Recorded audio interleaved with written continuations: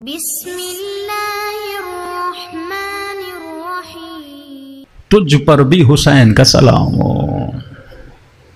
یہ ہے تسلیم اللہ کے سامنے، چاہے مصیبت ہو نعمت ہو، زینب والا حوصلہ ہو، ما رأیت الا جمیلا۔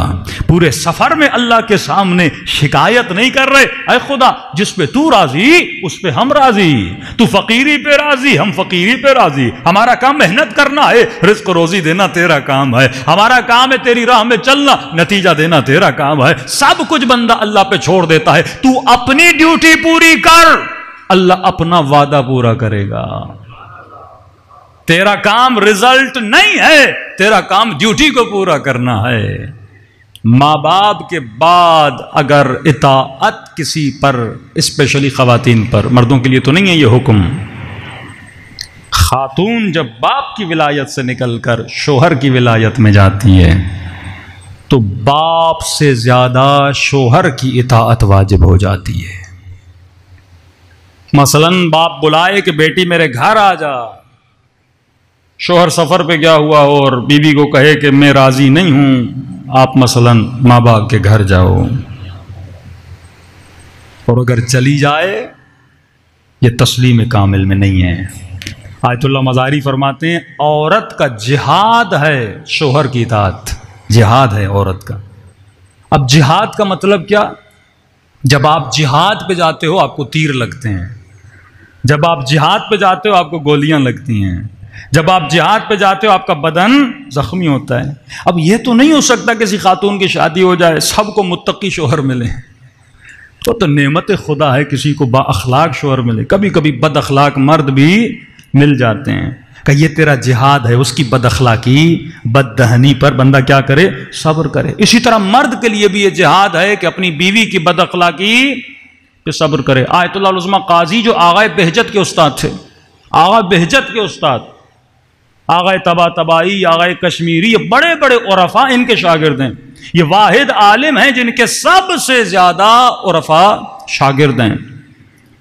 وادی السلام میں ان کی قبر ہے، جب بھی عراق جائیں ان کی قبر پہ ضرور فاتحہ پڑھا کریں۔ ان کی جو بیوی تھی بڑی بد اخلاق تھی، مشہور تھا، نجف میں مشہور تھا، لوگ کہتے تھے آغا قاضی بیوی کو طلاق دیں، کہتا میں اس طرح نہیں سوچتا جس طرح تو سوچتا ہے، میری سوچ وہی ہے جو علی نے مجھے سکھایا ہے۔ کہ کیا مطلب؟ کہ ایمان صبر اور شکر کا نام ہے۔ اگر شوہر خوش اخلاق ہے شکر کرو گے ایمان کا آدھا حصہ، اگر بیوی خوش اخلاق ہے شکر کرو گے ایمان کا آدھا حصہ، اگر شوہر بد اخلاق ہے صبر کرو گے ایمان کا آدھا حصہ، اگر شوہر بد اخلاق ہے صبر کرے گی ایمان کا آدھا حصہ۔ کہ میں نے شکر تو کر لیا، اب اس کی بد اخلاقی پہ صبر کر رہا ہوں۔ اور ایک دن کہتے ہیں آغا قاضی جیسے گھر میں گئے، ایک مرتبہ بیوی نے برا بھلا بولا، اس کے بعد ان کی سانس بھی، مطلب ظاہر ہے وہ بیوی اور سانس کا اخلاق ایک جیسا تھا، اور اس کی بیچاری سانس جو تھی اس نے بھی اس کو برا بھلا بول دیا۔ آغا قاضی اپنے حوالات میں لکھتے ہیں مجھے اس دن اتنی تکلیف ہوئی کہ گھر میں مہمان بھی آئے ہوئے تھے، ان کے سامنے انہوں نے میری بے احترامی کی، میں نے کچھ بھی نہیں بولا۔ کہتا ہے میں گھر سے باہر نکلا، وادی السلام کی طرف چلا، اس وقت خدا نے مجھے، یہ ایک مقام عرفانی ہے، اللہ نے مجھے اپنی روح دکھائی، اسے تجرد روح کہتے ہیں، اعلیٰ ترین مقام ہے۔ جب عبادت کریں گے تو آپ اپنی روح کو دیکھ پائیں گے کہ جب میں اس چیز پہ میں نے صبر کیا تو خدا نے مجھے میرے جسم سے کیا کر دیا؟ آزاد کر دیا۔ ہمارے استاد کہتے ہیں جب وہ اعمال کر رہے تھے، اذکار کر رہے تھے، تو کہتے ہیں جیسے آغا کشمیری کی قبر پہ وہ سورہ فاتحہ پڑھنے گئے تو وہاں پر خدا نے تجرد روح، تجرد روح کا مطلب ہے آپ کی روح آزاد ہو جاتی ہے۔ تو کہہ رہے ہیں میں قبر آغا کشمیری پہ کھڑا تھا تو میں اچانک محسوس کیا کہ میں اوپر چلا گیا ہوں، اور میں اپنے جسم کو زمین پہ کھڑا ہوا دیکھ رہا تھا۔ جسے تجرد روح کہتے ہیں، یہ بھی ایک لذت ہوتی ہے، روح بندے کی آزاد ہو جاتی ہے جب بندہ اللہ کی اتنی اطاعت کرتا ہے۔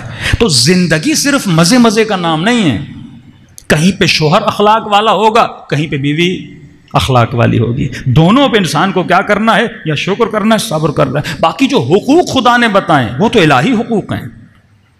بیوی کا سب سے بڑا حق مرد پر یہ ہے اس کا خرچہ پورا کرے، اس کی ضرورتوں کو پورا کرے، اس کے نفقے کو پورا کرے، اس کے لباس کا خیال ہے، کھانے پینے کا خیال ہے، اس کا حق پورا کرے۔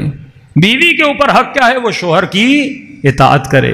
اب یہ نہیں کہ مرد اپنی اطاعت، جب اللہ نے ایک حق تجھے دیا ہے، مثلا مولا علی کو مولا بنایا ہے، ہر بندے پر واجب مولا علی کی اطاعت کرے۔ اب یہ تو نہیں مولا اس چیز سے لیاد باللہ غلط فائدہ لیں، نہیں، فرمایا اہل بیت کی اطاعت واجب ہے، تو پھر اہل بیت کریم صفت ہے۔